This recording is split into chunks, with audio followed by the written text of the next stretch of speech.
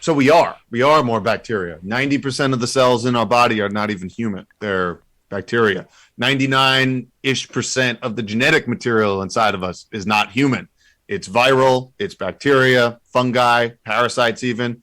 It's an ecosystem. And that ecosystem is a reflection of us, just like our health is really just a reflection of the day-to-day choices that we make.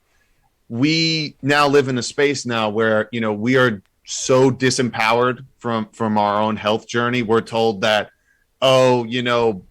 dad had diabetes, so I guess you have a genetic predisposition to it. You have control over that, and the only reason that the most important reason that family history is useful is because most likely you are the product of what your parents and family did.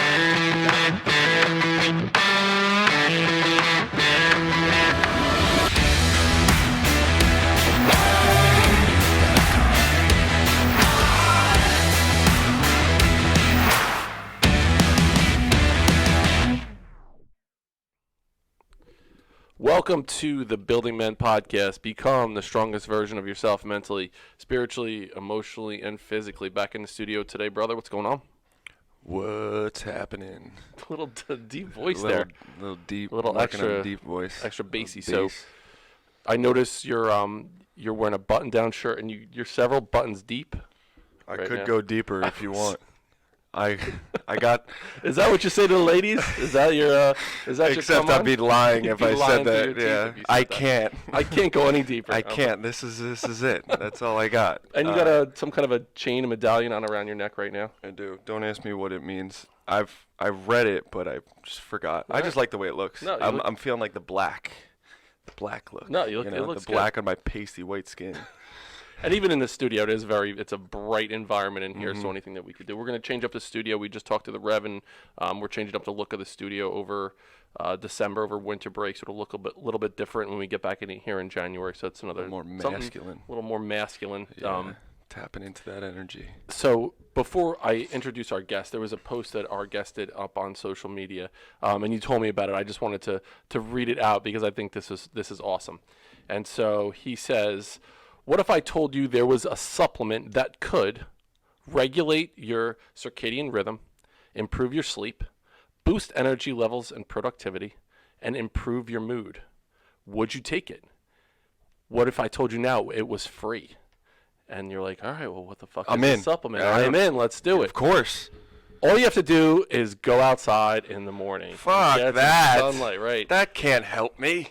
So we had on Mike Salemi, and at the end of the interview, we asked Mike, we said, Mike, what's one thing that you can do that the people that are listening to the podcast can do tomorrow that could improve their overall health, that can improve their mood, that can improve that? Like, what's just one actionable item? And he said, get up, don't look at your phone, and go outside. Go on a 30-minute walk outside and breathe through your nose. It was that simple. And believe it or not, since we had that episode with Salemi, I want to say not every day, but 5 or 6 days a week I'm doing that in the morning, and it's awesome. It's just, but isn't it amazing how you could go your whole day and not even go outside? Yep. You don't even see the sunlight. Yep. Right? We need to force ourselves to actually do that now. Like, you would tell someone this like 50 years, 100 years ago, and they're like, what are you, insane? Yep. Like, now you have to put it into your schedule to go outside. Right, and I legitimately, it's like wake up and, outside for 30 minutes, meditate, journal, where it becomes very scripted. Mm-hmm. We need to get outside more. We Yes. just fucking have to get outside more. So it's a good segue to introduce our guest. His name is Dr. Vincent Esposito. He is a chiropractor, a nutritionist. He combines the love for cooking, the expertise in cooking, in functional medicine to create realistic, sustainable practices. Welcome to the podcast, Doc. How's it going? It's going pretty well. Nice to be hanging out with you guys today. How we doing? Tremendous. Is this our first doctor on the podcast? Yes. I think it is. I like to consider myself a doctor. The love doctor. You like to right. consider yourself That's right. the unbuttoned love doctor. We actually, Mikey Fallon is a doctor of psychology. We didn't interview him together. This is our first combined interview with the doctor. So you started following along with, how do you want us to, you want us to call you Dr. Esposito, Vincent? How do you want us to? I kind of want to call you that. Can we do that? You can call me whatever you want. I'll respond. I promise. So good looking dude in the blue beanie. How would you say you got into that idea of of nutrition and walk us a little bit through your journey with becoming a chiropractor. Let's start there. So I love origin stories. Start about like, how did you decide like this is the avenue that I want to go down as becoming a chiropractor? Yeah. So, well, it's kind of like two different parts. The chiropractic part was actually pretty straightforward. So, I was like 18 years old when I went to college or started college, and I had like literally no idea what I wanted to do with my life. I didn't even declare a major until like my junior year. So, but what I did do was I started working with the strength and conditioning coach on campus, and to help run through like other athletes through training regimens and whatever. And I got more into working with kids who were like rehabbing, coming back from injury, and I thought that was cool. So at that point, I was looking to go into like chiropractic or physical therapy or something like that, to be a little bit more hands-on and work with people who were rehabbing, ideally athletes. That was like my, I guess, original intent to go to chiropractic school. But like when I was in college, it was really the first time. As a kid, like I was never really like that sick. I was generally like a pretty healthy kid. But by the time I went to college, things started to change. Like I played a sport. So I like within, I'd say the first like 15, 18 months, I put on like 25 pounds. Like at the time, I just figured like a lot of it was muscle. I didn't really think much about it. But on top of it, I also kind of started feeling things I never felt before. I felt like my energy levels were kind of wonky. Like I felt like, I guess, like what would be considered brain fog. I like to call it a need for coffee. I never had coffee before I went to college. And I started developing some digestive issues, like alternating kind of like issues with diarrhea or constipation. And the one thing that really came on was my sophomore year, I developed seasonal allergies, and kind of all these things kind of coalesce like within the first 2 years of college. And I thought I was doing like the right thing. Like I'd always have like a big salad with like, lunch and dinner. And I was just like, I don't know what's happening. Maybe it's just getting older. So fast forward, go to chiropractic school. That was the first time I was really living by myself. And I learned very quickly that eating out gets very expensive. So I basically kind of just taught myself how to cook. It was a lot of Food Network. It was a lot of YouTube videos. It was a lot of books over that first year. And in the second year, I had to take biochemistry as part of the chiropractic curriculum. And that time I took biochemistry, it was taught by a naturopath, and she kind of just taught it in a way that really brought nutrition into it. It was not the same way I learned it in college.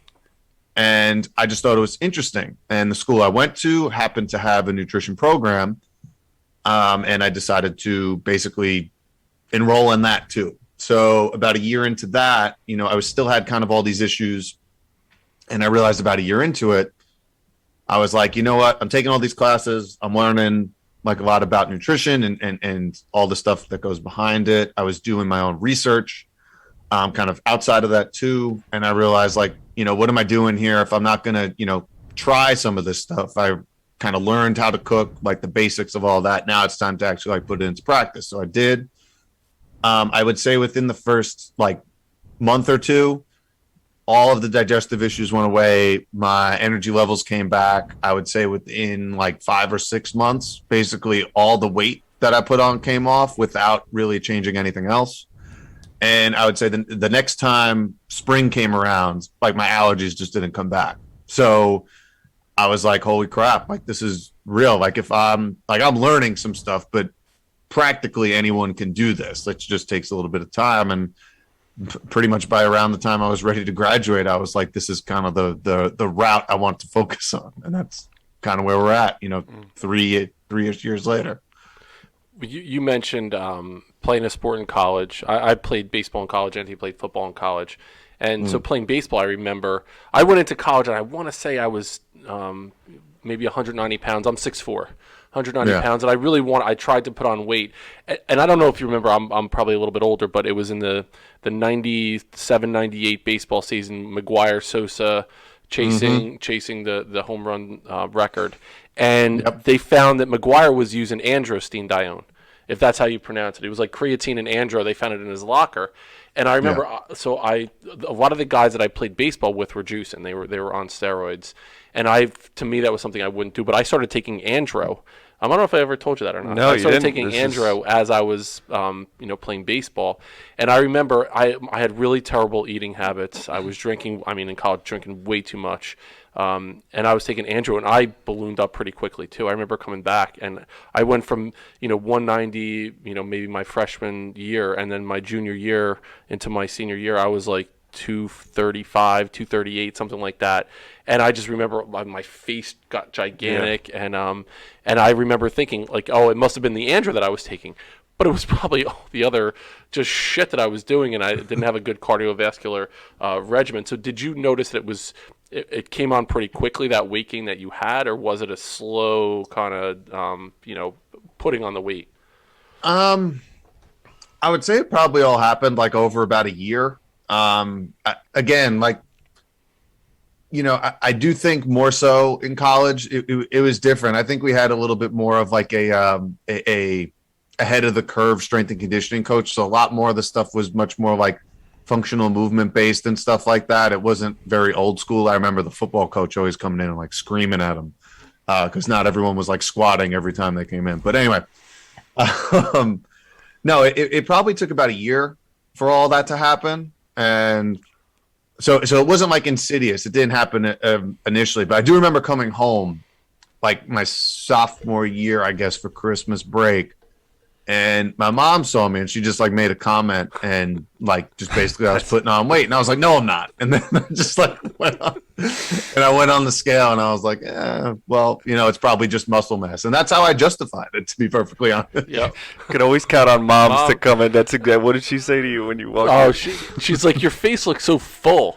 And she like grabs the like chub onto my neck and she was like grabs onto it like she was holding on for dear life. I was like, what the fuck, Mom? Yeah, she was. And coincidentally, we're recording this on November 9th. Today is our mom's birthday. So happy birthday to Patricia Francis Morales. Thanks for always calling us out. For calling us out, for always holding us accountable for our weight gain.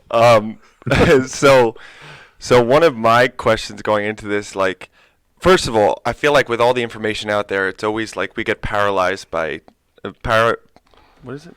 Paralyzation by overanalyzation or something along those lines. Whatever. With all the information that's out there on YouTube and where people are getting it from, and I know I was overwhelmed growing up trying to figure out where to look or where to go or how to find this information out, or, I didn't trust my intuition or my gut in that sense, right? So, like, how do you go... when you were doing this for yourself, because you were like your own personal test subject, did you eliminate a bunch of different things and then reintroduce that and then see how it interacted with your body? Or was it just like you kind of just tweaked everything, did like a full 180 with how you were eating and what you were consuming? Yeah, that's a good point. So I do think certain people have like a personality where they can kind of jump into something 100%. I do not think that's the most sustainable way to do things for most people. For most things, though, like I feel I'm kind of one of those people. But even when it came to like the food part of it, it was slower because I started basically introducing new foods in ways that I really never cooked with. So it basically became like in some sense, a trial and error from like a culinary standpoint, although I had a pretty good framework of where I was going to go or where my end goal was going to be. It was just a question of how comfortable am I going to get? Like, am I going to actually like what I'm making? And I think that's the part that like gets overlooked. Like being in listen, like where I came from, like I came from, the fitness space. It's kind of like that meathead culture to for lack of a better term. Mm. And I really feel bad for these people because like they just look at food as like this like fuel and that's it. It's not about like making food taste good. Like there's a whole lot of like other things that go into it and being super strict and regimented. And that I knew I was never going to get into because there's way too many factors like other than calories, which I mean, we can get into that if you want, but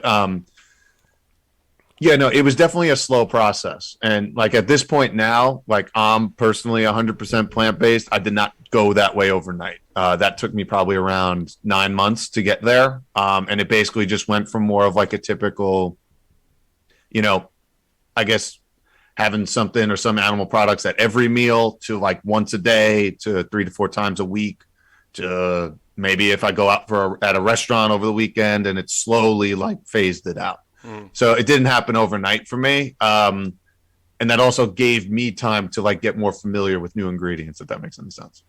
Yeah, no, it definitely does. And that it's very interesting just to be able to like go about it in that sense. And like you're saying, like that meathead mentality, like that's how I grew up playing sports my whole life. That's exactly how it was brought up to me. Food is fuel. Food is meant to help you for the thing that you're trying to do and nothing else. So it was like chicken, rice, protein shakes, and it was miserable. I didn't even know what spices were.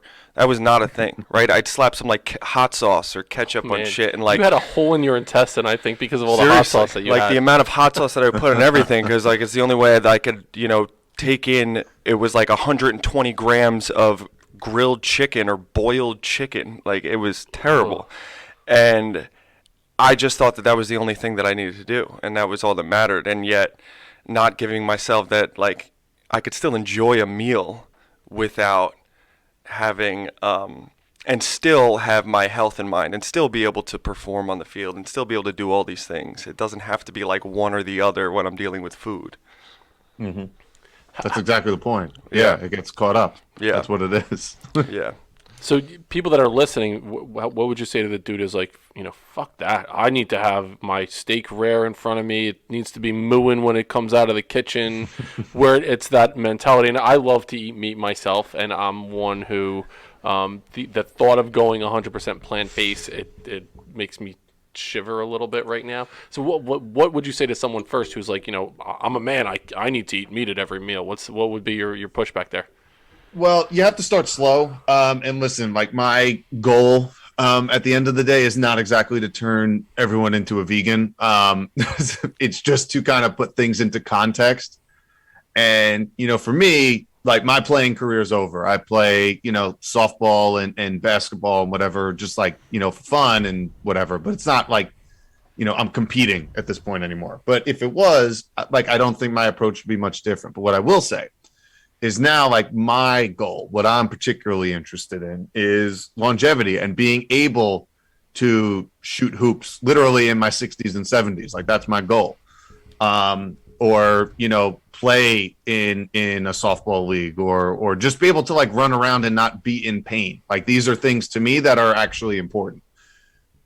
And, for me, like where my research kind of took me, there were a few books that kind of steered me in a certain direction. So the first one was The Omnivore's Dilemma. Now that's an older book. It doesn't have much to do with people, but more as the food industry. And this is going to lead more into your question. But the other two were the Blue Zones. I don't know if you guys are familiar with that and the China study. And basically those last two are more based in epidemiology, but the idea is these are essentially habits of people who have the lowest rates of chronic disease, who essentially who live longer, abnormally long compared to the average human. And these are people who exist right now. This isn't talking about people, thousands of years ago. This is right now in real time. These people exist in certain pockets.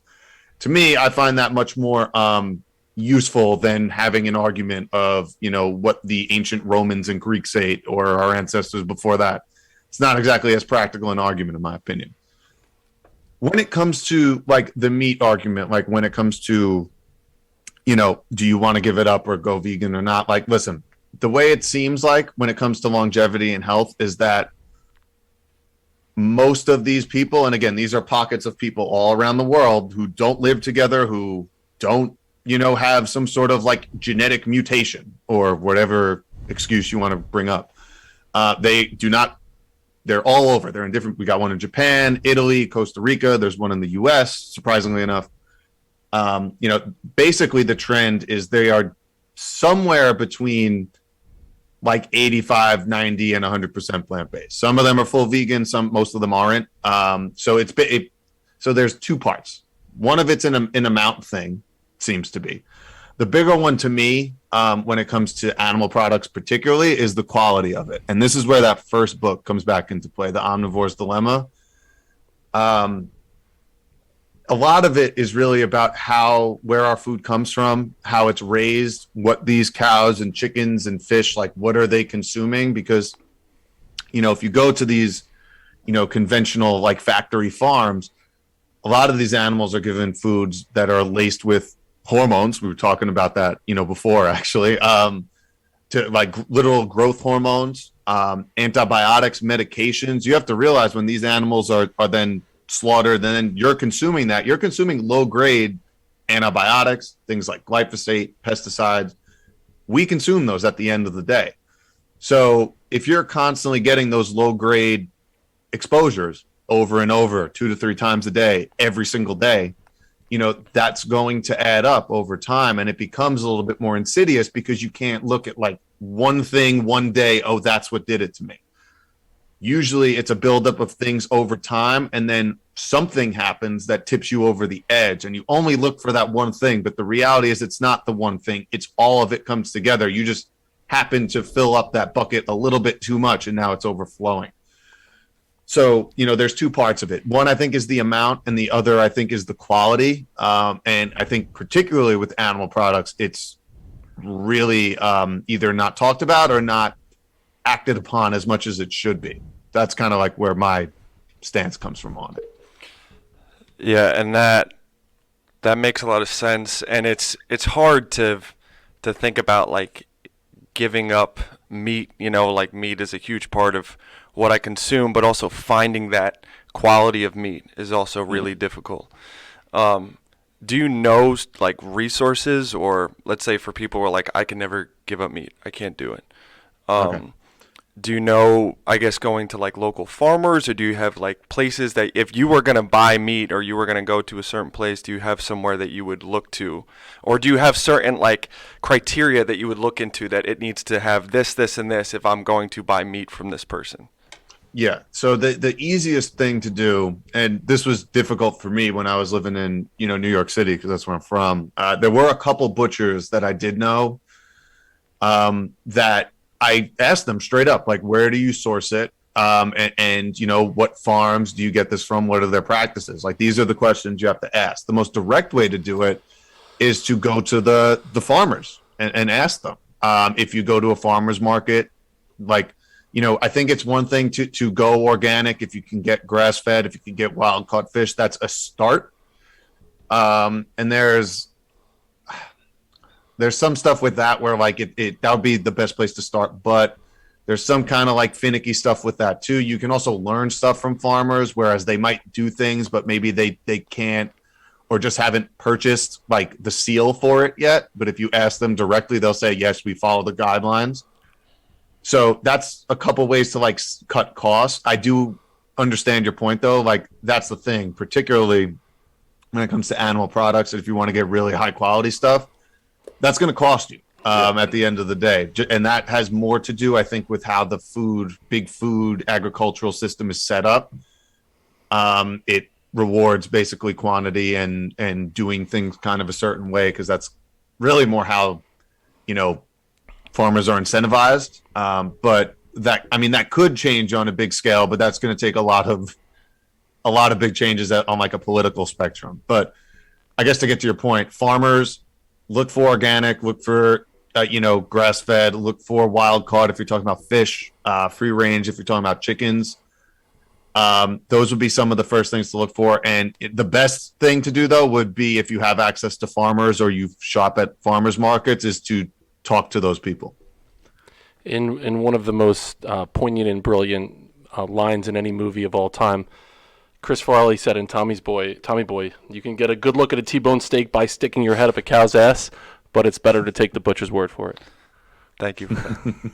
That's brilliant. I wanted to slightly shift back to who knew I was going to be able to pull that one out. I knew that you would.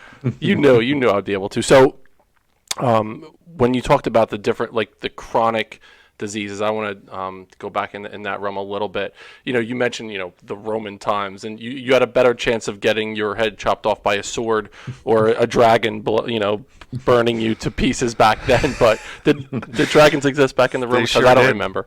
But now there are these chronic diseases that slowly kind of chip away at who we are. How much would you attribute what's going on with us, especially the men? In the food industry too, like how that has affected us and chronic illnesses and diseases and these things that are around right now. Oh, I mean, you see it all the time. I mean, you just brought it up with the concept of being like in the fitness space and always needing meat. Now, I'm not going to go that route here, but in that fitness space, there's a lot of products that are thrown your way, particularly when we're talking about the supplement industry, very few of which are regulated. Well, they're not regulated, but most of them aren't what they say is on the bottle. So, you know, this goes a whole different route. It becomes becoming a more informed consumer and really digging deep into like what you choose to use if you choose to use some of that stuff. So, you know, can you reach out to these companies if you like, I don't know, a protein powder? Let's go with that. It would be in your best interest to reach out to these companies and ask for things like certificates of analysis. Like, are you actually getting what they say is in the product and in what amount and where is it sourced from? Because if you don't know where it's sourced from, chances are it's from a very cheap source. It's like that's how these things like work all the time. And it's a business. It's cutting costs to get to a certain point. And it happens in the big food industry too. Like we talked about it a little bit before, like even if you're super active, like you'll still have companies like Coca-Cola is telling you to drink a Coke and just, you know, go for a run when like you'll never outrun or outlift or you know, CrossFit a crappy diet at the end of the day. So like you have to come back to that, like that initial point and understand like where is your food coming from, because that's going to make the biggest difference long term. And if you're going to use some of those supplements, you need to come from a standpoint that they're supplements. They're there to supplement. They're not there to replace. They're not there to take the place of.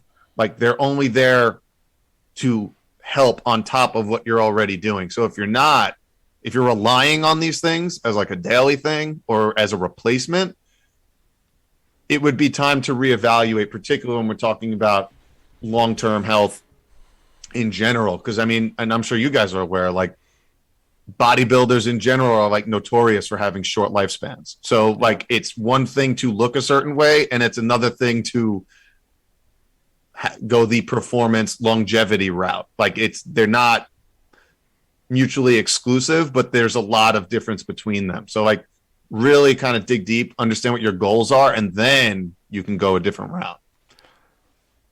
Yeah, I think that again, coming from this fitness world, it's like it's amazing because like I grew up thinking like the thing that I need to focus on is, you know, calories in versus calories out, right? That's the only thing. Like if I just focus on that, then I'll lose weight and I'll get the body that I want. And that's why you have all these trainers out there and all these Instagram people who have hundreds of thousands of followers on there, and that's the only thing that they're speaking about. Granted, we are a society that overconsumes on almost everything, right? So I'm not saying that doesn't matter, but we don't even take into consideration the quality of the food that we're getting and what that means to us, and especially as men, right? So you look at men in general, this is just from my experience of talking to men, being a fucking man myself, that when you hear organic, right?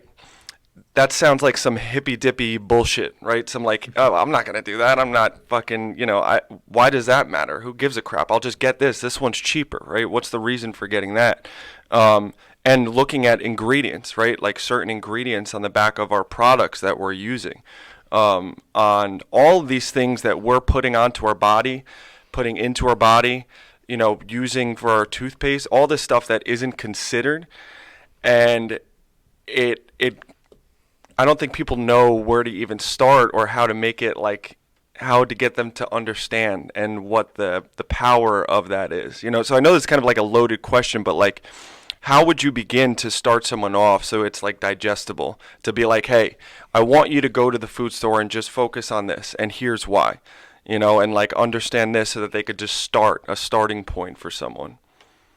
Yeah, so that's a really good question. Honestly, like that's one that I think I've changed my answer on a few times. But right now where I stand on it is it's going to be very hard, to your point, to I think change someone's mind and go through this kind of like 180, kind of as you put it before, and you know, kind of do it all overnight. It's super overwhelming. It's a lot of it is essentially unlearning programming that you've gone through 20, 30 years, however long it's been.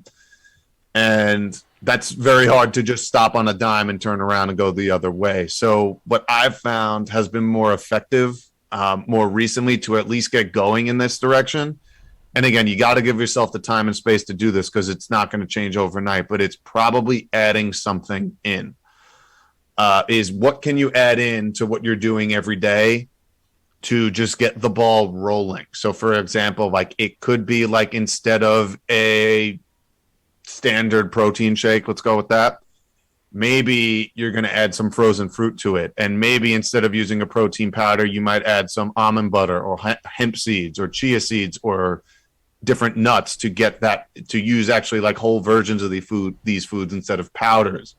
And then you could go with like cacao powders. Like if you start exposing yourself to things in a way that you're already familiar with doing, I think, and you can be consistent with it, I think that starts to open the door for people. And once you kind of get the train moving, the wheels moving a little bit, then you can build momentum and kind of keep going. So my question, and it's going to be different for every person because everyone kind of has a different, you know, routine, but what is one thing that you can change right now that you know you can stick with, or you can add? So I think smoothies are generally a pretty easy thing to do. Most people are having them anyway. It's just a question of changing the contents of them, maybe focusing more on the whole foods instead of relying on powders to get to where you need.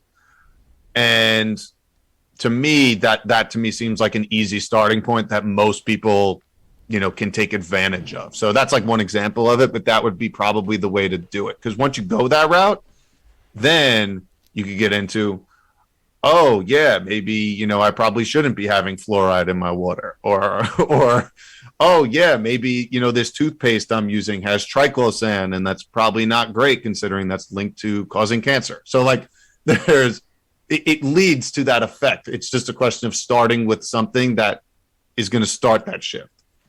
And it usually, I notice that when you have someone start small, then you could build off of that because they have these little wins. They're like, oh, look, I was able to do this consistently for, you know, a month. I could have a shake every other day. And then all of a sudden now they make it a decision for themselves to start looking into it and diving in. And now they're asking more questions. Hey, what about this? What about my water? Like, what should I look for in that? How should I filter it? How should I do this? And rather than you being like, you know, don't ever drink water from bottles. Don't do this. Everything needs to be organic. Find a farmer. Get this. Get a fucking cow in the back of your house. And so the one question that I would have too, just like as a starting point, and I know that you touched on this on your podcast, but the foods that would be probably the most beneficial to buy organic, or the ones that are the most highly, you know, loaded with pesticides and things that you should look for. And I know that they have this on the EWG, and you could talk about that a little bit. How that's the, you know, something that people can follow as a resource. But what would those foods be to start with? To be like, if I was going to tell you any ones to go organic for this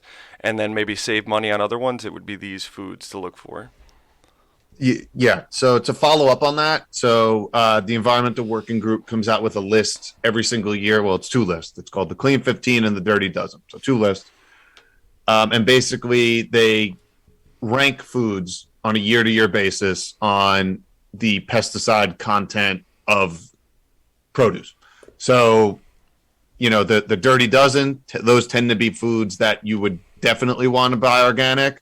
The Clean 15 would be ones that, you know, if your budget's tight, those could be ones you could probably get away with conventionally. Now, as a general rule, things that you tend to eat the skin of or are very thin, so things like berries, leafy greens that you just eat, like kale or spinach or whatever, apples, peppers, those tend to usually be on the Dirty Dozen because those are usually things you're going to end up consuming, or the skin is such a thin layer that they're more readily absorbable.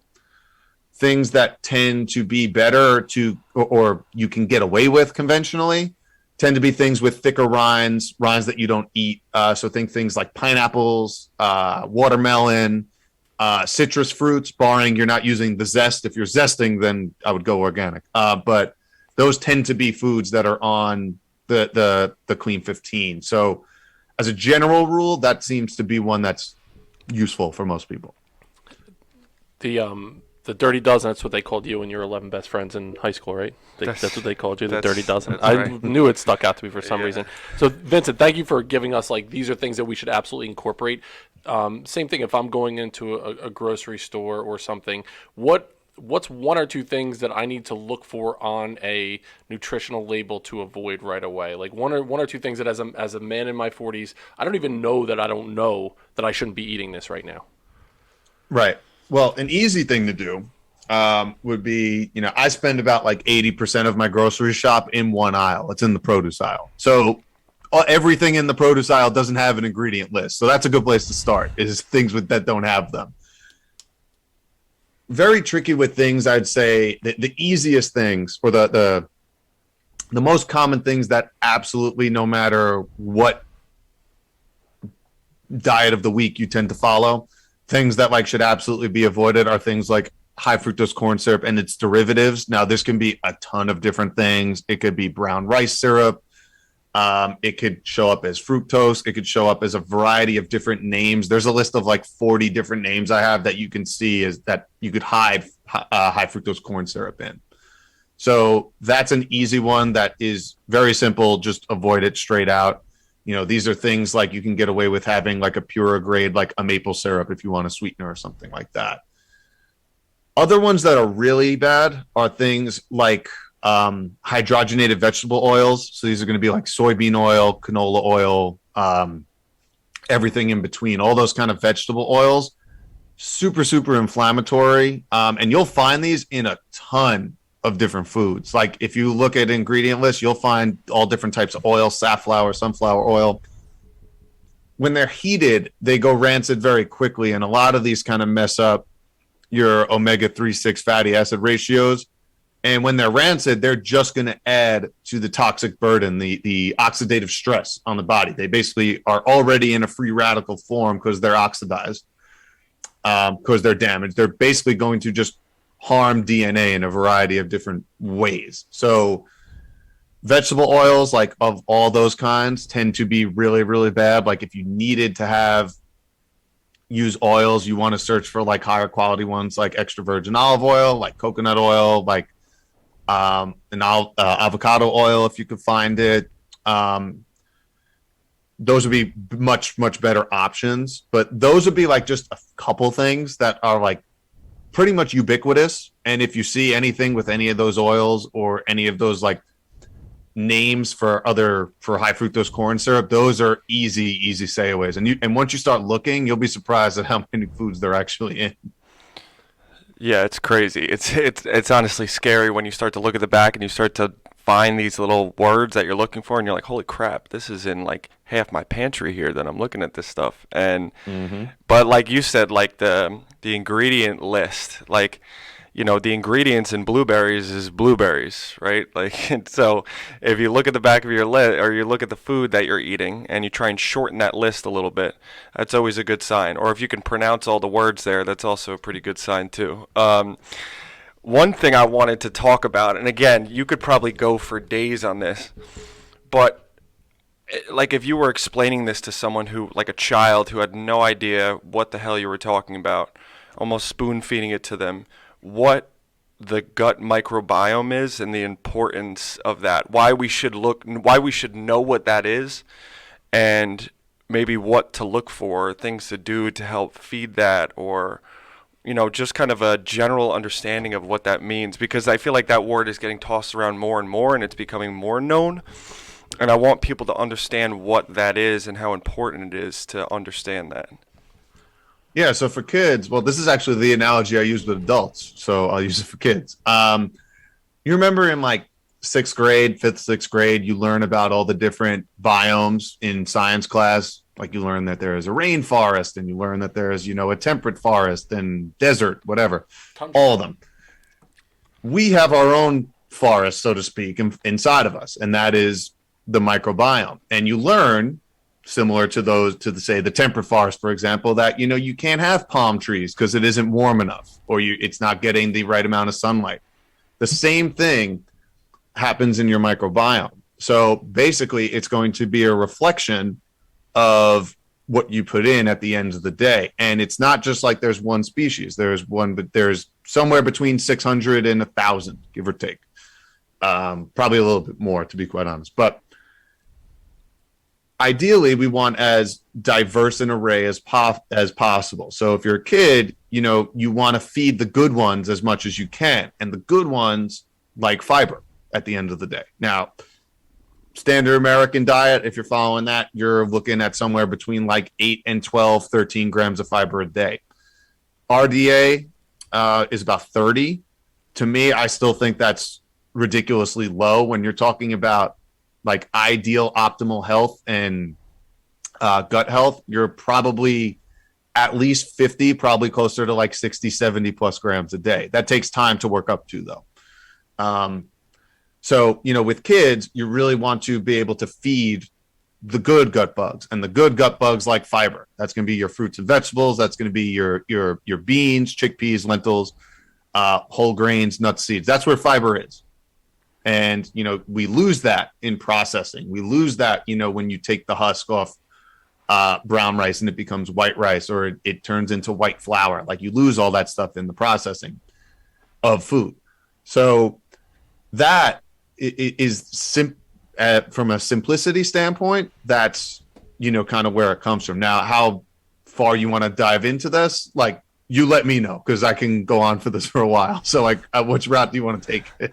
No, I love hearing about this, and I keep finding it. I keep learning more and more about it, and something that I had no idea was even a thing, that we're almost more we're feeding our bacteria more than we are ourselves. We're almost more bacteria than we are human being in general, and it dictates so much of our body and how our body works. And So we are more bacteria. 90% of the cells in our body are not even human. They're bacteria.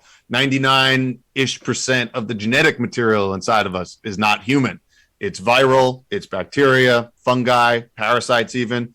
It's an ecosystem, and that ecosystem is a reflection of us, just like our health is really just a reflection of the day-to-day choices that we make. We now live in a space now where, we are so disempowered from our own health journey. We're told that, dad had diabetes, so I guess, you have a genetic predisposition to it. You have control over that. And the only reason that the most important reason that family history is useful is because most likely you are the product of what your parents and family did. That is the programming that you go through. It's not because of some magical genetic mutation that causes something. It's because, again, even if there is a genetic insult on our human DNA, like 99% of the DNA inside of us isn't even human. So when you alter that, now you're talking about differences here, because if you take that a step further, about 80% of our immune system isn't really all around our body. It's all around our gut lining. That's the interplay between our body and the outside world, what's in the gut. That allows us to, respond appropriately. Is our immune system overworking? You're talking about autoimmunity, or underperforming and you're getting sick or something else like that. So, there's this interplay we always have with the outside world, and a lot of that is due through the microbiome and gut.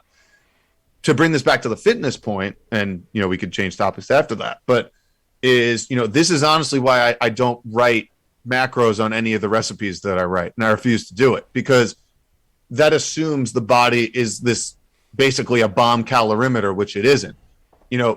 That is sometimes dictated, a large degree, I think, is by our gut makeup, because those bacteria got to eat too. How many of those calories actually get absorbed? How many of those are being utilized? Are we making enough short chain fatty acids to actually make sure our intestines are working properly and you're absorbing things properly? We already know now that when certain strains of bacteria are overgrown, that you have a propensity towards diabetes, heart disease, cancer. There are certain groups, families of these that are overgrown in those cases.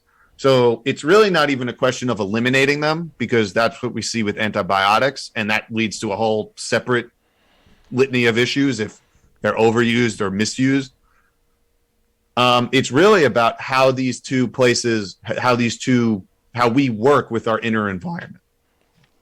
And that, again, I just love what you say there, because it puts the responsibility back in us, right? Like, so we have the power to do that. One of the reasons why I loved your podcast, because that's what you spoke about. You were saying, like, I'm going to give you action items so you can take control of these things that feel like they're out of your hands. Because a lot of times we feel like doctors and physicians control how our life is dictated and what we can and can't do. And, you know, oh, we're predisposed to this, so, you know, we're kind of screwed at the end of the day. And one of the things I wanted to get into was, you know, just being in the last, 2 years now, the thing that I've noticed on social media is chiropractors being the ones who are speaking about health and like bodily autonomy and personal responsibility within your own health, right? I've noticed that I follow a bunch and they end up all being chiropractors, and I'm curious why you would think maybe that would be the case, that they're the ones that are speaking this, what seems like the truth, and giving people that power back within themselves, that you don't need to rely on other things. You can also do this yourself. You have the power to be healthy and make these decisions, and it's on you. Oof. How far down the rabbit hole do you want to go here? Well, I mean, take the mic. Yeah. Look, listen. Yeah, it does seem that a lot of these like alternative practitioners seem to have louder voices, or at least they're more outspoken about it. Naturopaths, chiropractors, acupuncturists, Chinese medicine practitioners, herbalists. There are some medical doctors that are doing it too. Here's the thing, and this has more to do, I think, with how the healthcare system's set up in the United States. This is a much bigger issue that goes deeper than that. It's because, there's basically two philosophies that are taught depending on where the schools you go to. If you're talking about like a Western traditional allopathic school, you're really taught about disease and management of it. At the end of the day, it's very much symptom management, outside of like emergency cases or surgery, stuff like that. I'm talking about just general, you go to your doctor visits. It's more about symptom management. It's more about basically just kind of getting by. And you're taught essentially to use pharmaceuticals pretty much exclusively, again, if you're not talking about surgery, as a means to get somewhere. And I get pushback on this too from other doctors. Like, no, we look at, the American Association of Cardiology says, stuff about diet. But the thing is, like, is it actually put into practice? Because that's not how things are incentivized. So if you work like in this insurance model, you're really paid by the insurance companies. You work for the insurance companies, essentially. And if you deviate from that, if you try to get out of that model, it's very hard to make a living. And you're talking about people now that are anywhere between $250,000 to $500,000 in debt when you get started, taught in a system that basically is telling you this is disease, this is how you treat it. Where if you look at the other side of things, it's really the core philosophical belief that everything stems from is the body already knows how to heal. It's just a question of how do you support that, or how do you do that in a way that makes sense. It doesn't necessarily mean you know all the answers, but it does mean that the idea is to help you heal yourself versus to help you manage symptoms so you can just keep doing what you're doing. And that to me is like the core split, philosophical split. And then it really comes down to more about like how the healthcare system's set up and how literally indoctrinated you are. And that goes both sides.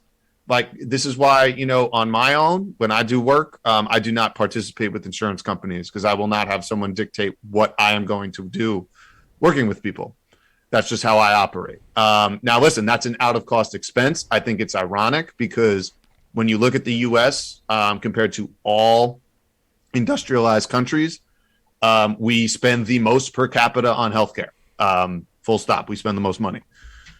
We are somewhere in like the 30s when it comes to health outcomes. So, and logically, that makes like no sense. How can you spend the most money on healthcare with supposedly the smartest doctors, which I do think we do have, and you're getting outcomes nowhere near the top in the westernized world? Like, at some point, you have to realize that something's wrong or something needs to change. Because if we continue to go down this route and not address the root cause of what's going on, we're just going to see things like obesity, childhood obesity, and autoimmune diseases and cancer rates continue to skyrocket. And we're just going to look to this allopathic model and say, oh, well, all we have for you are these prescription drugs, which manage symptoms and don't actually fix the problem. Oof, and that's just like scratching the surface. And I know I opened up like a can of worms with this, and I know we could keep going down this. And it, like, the one thing that I am starting to realize is, like, the further you get away from nature, right, just your natural way of being, the more sick that we become, the more like disconnected that we are in that sense. And like when you have pharmaceuticals that also have pharmaceuticals that treat the outcomes of the pharmaceuticals that you're taking, those drugs, that starts to make me curious, right? In that sense, I'm like, okay, so you're giving me something, and then because I have some sort of effect from that, I also need to take something else. And it kind of fascinates me in that sense. But I guess it's the balance of the two, right? So what can save someone's life can also kill somebody at the same time.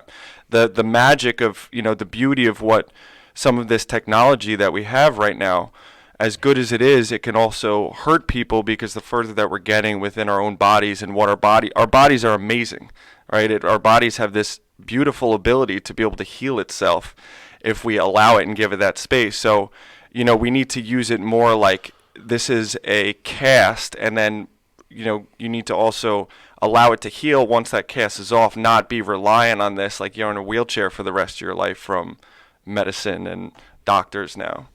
You're dead on. I love that analogy, the cast analogy there. So here's the thing. Western medicine, allopathic medicine is really, really good at emergency care, at acute care. If I get hit by a bus, I want to be taken to the emergency room. Like, I'm not trying to, go have, blueberries or something. Like, there's a place for it. If there is, God forbid, a heart attack taking place, like, obviously I would want to go have care for that in real time. That is where it's at its best. The problem is, though, like 90% of the health problems we deal with today are not acute. They're chronic. They're things that happen over time. And we've basically transplanted this emergency acute care model onto all of healthcare. So things that you can use for maybe a week or two, which probably wouldn't make much of a difference if you're taking them literally every day for potentially the rest of your life. And now you're talking about you get into this hamster wheel of, oh, I need a second one to mask the symptoms of the first one, and then you need a third one, and then you keep going down this path. And that is where the disconnect starts, because you end up on this hamster wheel where you basically become dependent on these drugs. So is there a place for them? Yeah, sure. But the problem is the education on the patient end is not there. The patients aren't told, hey, take this, and, but we have to actually address what's going on if you ever want to get off of these. Because unfortunately, this leads to a bigger problem, is that is not what a lot of insurance model hospitals, doctors, practitioners in general are not incentivized to do. And it's unfortunate because a lot of them, and I had some of this in chiropractic school too, like a lot of what you're taught, these textbooks are put together by Pfizer, and like this is what you're learning from. So like what you learn, this is the indoctrination I was talking about. When you go into it, you're only taught to do things one way because that's the way you do it. And you're basically doing it by algorithm, by an ICD-10 code. That's your diagnosis code. So, and once you punch in that code and you do X, Y, and Z, and you prescribe this or prescribe that, and you don't have the time to spend with like the individual to actually basically coach them through this, because you aren't paid for the quality of care. You're paid for the quantity of people you see if you participate in an insurance model. And I really do feel bad for a lot of people who are in that system, because you're put behind the 8 ball in a ton of debt. It's the easiest and best way to get started. Everyone has insurance. Most people have insurance. So, they'll recommend you to certain people, but the way you get paid is you do what they tell you to do if you have X, Y, and Z codes. And that, to me, that's essentially cookie cutter medicine at the end of the day. And it's not really has anything to do with health or healing. It's symptom management, and that's really the difference. So, you're going to end up paying for it one way or another. You either pay for it up front and start taking care of yourself, or you're going to get caught on the back end. And, I forget what came out recently. It was like over a lifetime, the cost of a heart attack is something like $1 million.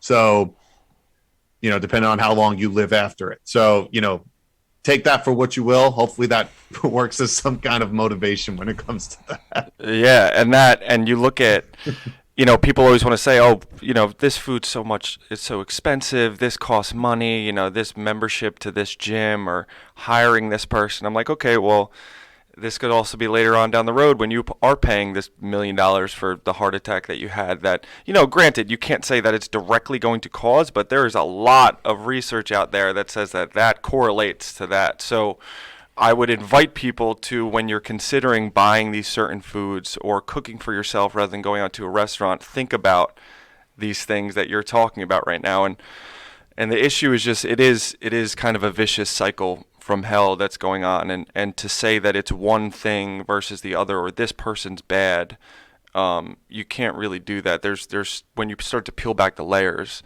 you start to learn so much more, and you go down this deep, dark rabbit hole and realizing, where all this, money is funneling in from. So I would say, that's why I like your page, and that's why I follow a lot of the people that I do, because they are spreading personal responsibility. They are spreading love. They are spreading positivity. They are saying that, like, you have the power to do these things yourself. You don't have to be relying on someone else. You don't have to be hopeful that, you're going to be healthy. You can do this. You can go out and go to the grocery store and start to move more and get sunlight and sleep and work on stress management. All these things are in your power, not someone else's. Absolutely. Yeah. And that's what it is at the end of the day. I listen, like I am of the mindset that, like, you don't need to rely on really anything or anyone to be a truly healthy human being. And to your point earlier, like, we have become so disconnected from nature. And now, particularly over the last 20 months, I think we've seen like what fear and this idea that, like, you need to rely on a drug or a pharmaceutical to maintain or achieve health. This hasn't happened for our entire existence up until now. And to pretend that we need to rely on some sort of external force to save us, that is completely fear-based. And when you're talking about the worst outcomes, when we're talking about COVID, the top two comorbidities or issues going on. First one's obesity. That's very well documented, being overweight, metabolically unhealthy. The second one is fear and anxiety related disorders. So if you turn on the news, and I don't care what you watch, CNN, Fox, MSNBC, whatever in between, like, you notice, look at them, watch the reporters, watch who they're interviewing. Like, do you notice if any of these people are smiling or, have anything good to say ever, from a positive light? Like, one thing that comes with this is, like, it really, like, this is where the energetic, emotional, spiritual component, like the vibrational component, this is at such a low vibrational level.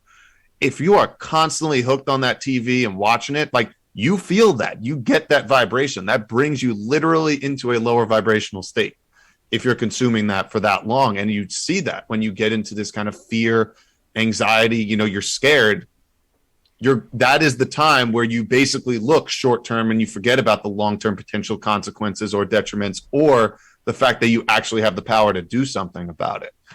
And that is where I think the most unfortunate part of this is it's become so political that you've actually heard any of these quote unquote health experts, none of them that I've seen on TV, have talked about nutrition, have talked about sleep, have talked about movement, have talked about vitamin D, have talked about, anything, any of these things that we have total control over that we know makes a difference. And it's unfortunate because now we're at a time where, like you said, there's so much information, but now we're in a new time where certain information you aren't even able to see. And you have to find different search engines, and you have to actually search people out or have people talk in code because it's wild. And when you think about all the pressure there is out there, social distancing, wearing your mask to do a part for society, getting vaccinated, how many times are we hearing, get outside, exercise, eat healthy, do your part in that capacity? By taking care of yourself, that will take care of us collectively. That message is not out there, and that's what we need to do, is help spread that message. Vincent, Anthony talked before about he heard you, he listened to your podcast. Tell us a little bit about the podcast, what it is, what it's about, what it's called. Yeah, so it's called the Art of Eating. I started it with a friend of mine. She's actually a naturopathic doctor. She's actually my fiance's friend. They went to college together. And I started it maybe like 6-8 months out of school. And the reason why was because I realized I was repeating like 70 to 80% of what I was saying to like everyone. And I'm like, what if I had a place where I can like say these things and refer people to them? So I could cover certain topics and refer people to certain episodes or certain things. And basically we've been rolling with that for like 2.5 years at this point. So we talk a lot about food, nutrition, food is medicine. We do go deeper into certain things. We actually did a whole series on calories, if you're interested, and why just counting calories probably isn't the best idea. And that's kind of really where we've gone with it. I think we're going to do some stuff in the next month or two to kind of branch out and talk a little bit more about other parts of health, more holistic stuff. And we've had some really interesting guests on in the past, and we might start bringing those back depending on how much time I have to get people in schedule. So that's kind of where we're at with that. Yeah. Yeah, I know for me, that podcast is awesome. Like I can, from firsthand experience, that like you dive again, what we touched on just like slightly, you have 3-part series on it. You go and you make it again science-based, but so someone can leave there and be like, this is what I got to do. This is the actions that I need to start taking. And it really is one of those podcasts that's an easy listen. It's fun banter between you two. I think you guys work great together. So it was definitely I'm happy that I found that and came across it because it's good information. So thank you for that. Thank you, man. It means a lot. Appreciate it. So before we wrap up, Vincent, tell the Building Men audience where we can find you, get in touch with you. I know there's going to be so many people that are listening to us that are going to be drawn to your message, just for the mere fact of not hearing a lot of these things. I sat here and I learned a ton in the last hour or so. So where can our audience get in touch with you? Yeah, so the easiest way is either on TikTok or Instagram. It's at Dr. Vincent Esposito. Or my email. So that's just drvincentesposito@gmail.com. That's the easiest way to get a hold of me. Awesome. Anthony, any final words? No, dude, I just love how we got able, like, I feel like we have to have you on again because there's so much more I want to talk about each thing that we had, yes. But I wanted to hit everything. So it's like I wrote down all these questions. I was like, got to talk about this, and then I wanted to make sure we hit upon it. So, yeah, I would love to have you back on to go even deeper into some of this stuff because I know that this is very important for the people who we speak to out there. And like we talked about, it allows them that freedom to choose for themselves and to make these decisions for themselves. So thank you. I really appreciate it. Absolutely, man. I'd be more than happy to come back for a part 2. Appreciate it. Yeah, definitely. Without a doubt, we need to make that happen. For the Building Men audience, you could certainly find us on Instagram at building.men, buildingmencoach@gmail.com. Check out our sponsors, Finish the Race Apparel, FDRapparel.com. Become Stronger Industries is our second sponsor here on the podcast. We'll get more into to what they're doing there. Go a step further than you thought you can go. We'll see you next time on Building Men.